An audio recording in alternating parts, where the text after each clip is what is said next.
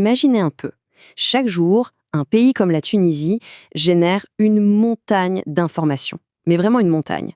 On parle de rapports économiques, de prévisions météo, de l'emplacement de chaque école, bref, un véritable océan de données.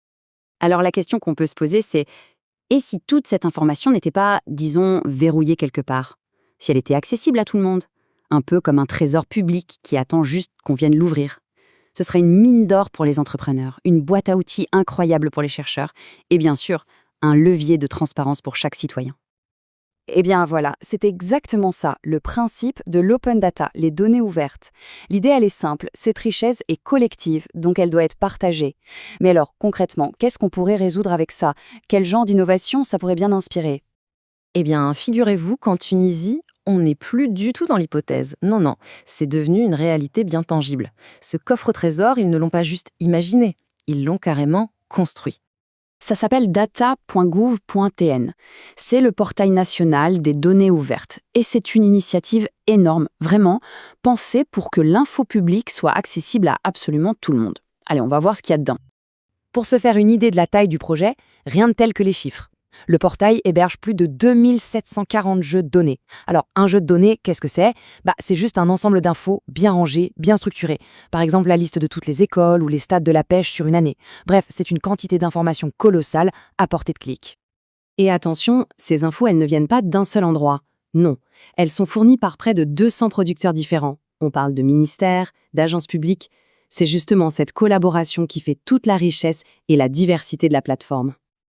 Ok, les chiffres, c'est impressionnant, c'est vrai. Mais le plus important, c'est qu'est-ce qu'on en fait. Parce que, et c'est le point clé, ce portail n'est pas juste une bibliothèque numérique où on se promène. L'objectif numéro 1, c'est la réutilisation. L'idée, c'est de prendre toutes ces infos brutes et de les transformer en outils concrets, en connaissances utiles. Bon, alors, concrètement, si on se met dans la peau d'un développeur, d'un chercheur ou même juste d'un curieux, qu'est-ce qu'on trouve à l'intérieur de ce fameux coffre au trésor numérique? Alors, si on jette un œil, on voit tout de suite un truc qui saute aux yeux. 40% des jeux de données, soit plus d'1 millier quand même. Ça concerne l'agriculture et la pêche. Qu'est-ce que ça nous dit? Eh bien, ça montre que le portail, il colle vraiment aux priorités économiques du pays. Pour quelqu'un qui veut innover, le message est clair, c'est là, dans ce secteur, qu'on va trouver les données les plus riches. Mais allons plus loin que les grandes catégories. C'est dans le détail que le potentiel devient dingue. Par exemple, on peut trouver les coordonnées GPS exactes de chaque école. Pour un urbaniste, c'est une mine d'or. On peut aussi trouver la liste des pharmacies de garde le week-end, la base parfaite pour une appli de santé. On trouve même des infos sur les subventions aux associations culturelles ou carrément une liste d'idées de projets industriels pour qui veut lancer sa start-up.